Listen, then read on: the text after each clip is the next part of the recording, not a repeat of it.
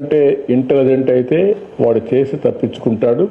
వాడికంటే మనం ఇంటెలిజెంట్ అయితే అక్కడనే పట్టుకొని ఇనిషియల్ స్టేజ్లోనే అరికట్టే పరిస్థితి వస్తుంది.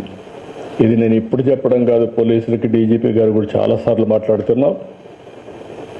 ఆ విషయం మనం ఇటీవల కాలంలో 3-4 ఇన్సిడెంట్లు జరిగాయి. బంగారుపల్లిలో ఒక ఇన్సిడెంట్ జరిగింది.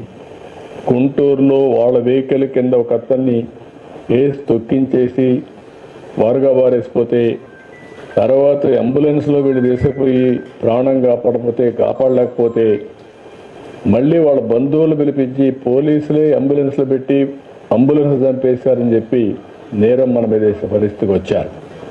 ఇలాంటి ఆటలు సాగనీయం, ఫర్మ్గా ఉంటాం. నేను ఒకటే చెప్తున్నా, ఎవరైనా సరే వాళ్ళ పని వాళ్ళు చేయనండి, నాకే అబ్జెక్షన్ లేదు.